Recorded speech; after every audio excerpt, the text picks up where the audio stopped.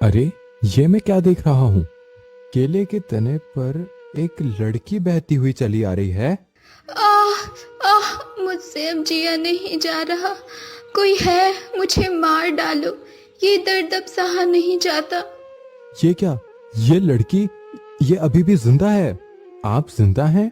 फिर आपको इस तरह केले के तने से बांधकर बहाकर क्यों छोड़ दिया गया? हाँ, मैं जिंदा हूँ, लेकिन इस तरह जीने से मर जाना कहीं बेहतर है। क्यों ऐसे क्यों कह रही हैं आप? आप मरना क्यों चाहती हैं? मुझे बताइए, क्या हुआ है? मेरे पूरे शरीर में भयंकर दर्द है।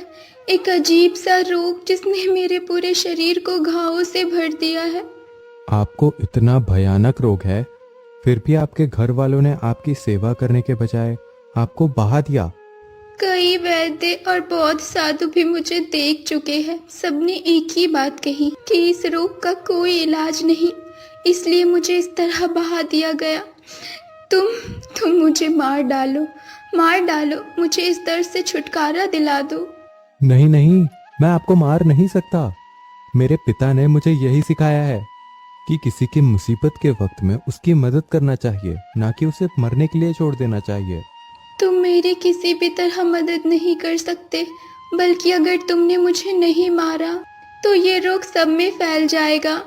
आप पहले ही ऐसा कैसे कह सकती हैं? मैं आपकी मदद कर पाऊंगा या नहीं, ये तो कोशिश करने के बाद ही पता चलेगा। क्योंकि मैं जानती हूँ मेरे इस रोग का कोई इलाज नहीं है। मेरे पिता एक वैद्य हैं। आप चलिए, मैं आपको अपने घर ले चलता हूँ। तुम्हारे घर? नहीं नहीं, मैं नहीं चाहती कि मेरी वजह से कोई और मुसीबत में पड़े। और तुम मेरे पास मत आओ। मैं इन सब से नहीं डरता। मुझे भगवान पर पूरा विश्वास है। भगवान से जो भी मांगो, भगवान उसे कभी खाली हाथ नहीं लौटाते।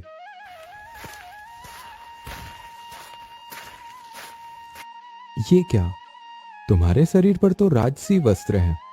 हाँ, मैं रूपनगर की इकलौती राजकुमारी हूँ, लेकिन मेरे साथ जो हुआ वो बहुत भयानक है।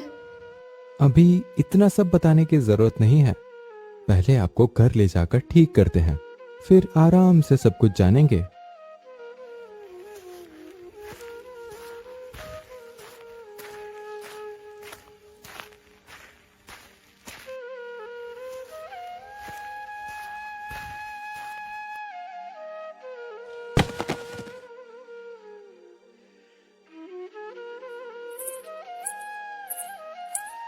अरे बेटा, आज तू इतने जल्दी कैसे आ गया?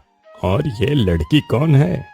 इस लड़की के वस्त्र देखकर तो लगता है ये किसी राज परिवार से संबंध रखती है।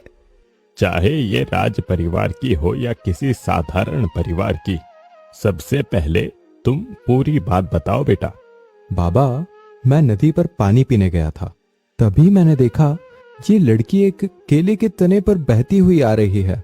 इसके पूरे शरीर में घाव जैसे भयानक निशान हैं, मानो कोई जानलेवा रोग इसे अंदर ही अंदर खा रहा हो।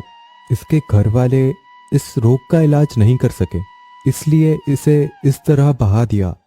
क्या कह रहा है तू बेटा? इतने बीमार इंसान को कोई इस तरह कैसे बहा सकता है? हाँ बाबा, इसके साथ यही हुआ है।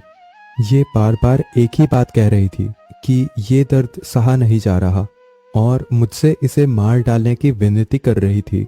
हम वैद्य हैं बेटा, हमारा धर्म है जीवन देना, किसी बीमार इंसान की जान लेना नहीं। ठहरो, मैं देखता हूं कि इसे क्या हुआ है। नहीं, मेरे पास मत आइए। अगर कुछ करना ही है तो मुझे मार दीजिए। चुप हो जाओ बेटी। क्या सिर्फ मरना चाहने से किसी की मृत्यु हो जाती है? पहले मुझे तुम्हें देखने दो। तुम्हें क्या हुआ है ये समझना जरूरी है। तुम बार बार मरने की बातें क्यों कर रही हो? अगर तुम्हें मारना ही होता तो मैं यहाँ पे तुम्हें क्यों लेकर आता? तुम्हें बचाने के लिए ही मेरा बेटा तुम्हें यहाँ लेकर आया है। और तुम समझ पा रही हो कि तुम्हें आखिर कौन सा रोग हुआ है?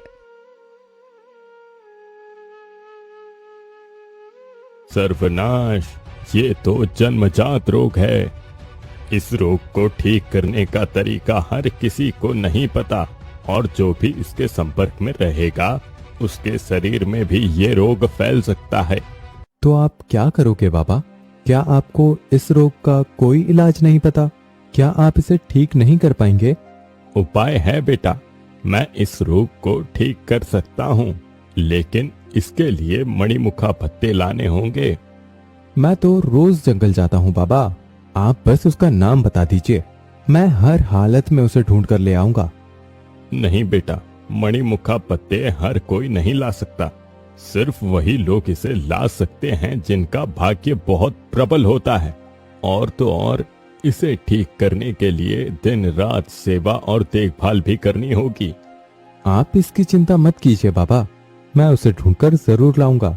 शायद भगवान ने ये काम मेरे लिए ही रखा है।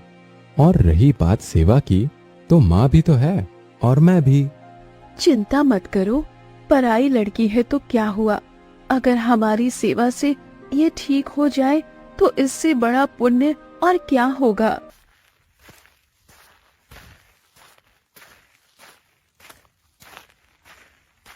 ये लेप लगा लो बेटी, इससे तुम्हें थोड़ा आराम मिलेगा। वो कटोरी मुझे दीजिए, मैं अभी इसे लगा देती हूँ। अच्छा, मैं अभी आया। मैं आपकी कुल्हाड़ी जंगल में ही भूल आया हूँ, उसे लेकर आता हूँ और उसी बहाने चारों तरफ ढूंढ भी लूंगा, शायद वहाँ मणिमुखा पत्ता मिल जाए। संभल कर जाना बेटा, और जितनी जल्दी हो सके घर लौटाना। लड़का जंगल में हर जगह उस जड़ी बूटी को ढूंढता है, घने पेड़ों के बीच, झाड़ियों के अंदर, हर कोने में तलाश करता है, लेकिन उसे कहीं भी वो दुर्लभ औषधि नहीं मिलती। सब जगह ढूंढ लिया, लेकिन कहीं भी वो औषधि नहीं मिली। चलो पहले कुल्हाड़ी ले लेता हूँ, फिर एक बार और कोशिश करता हूँ। अगर आज नहीं मिला तो फिर कल आऊंगा।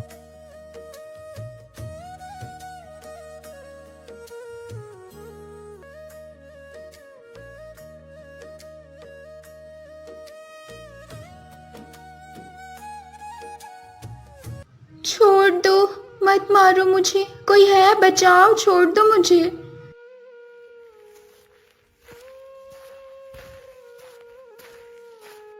ये कैसी आवाज?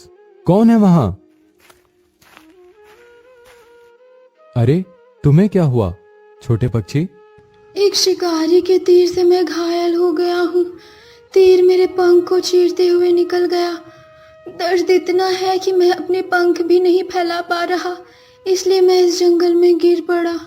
चिंता मत करो, मैं तुम्हें ठीक कर दूंगा। लेकिन तुम ऐसा कैसे करोगे? पहले तुम्हें अपने घर ले चलता हूँ, फिर देखना सब ठीक हो जाएगा। रुद्र उस घायल पक्षी को सावधानी से अपने हाथों में उठाकर जल्दी जल्दी घर की ओर लौट आता है।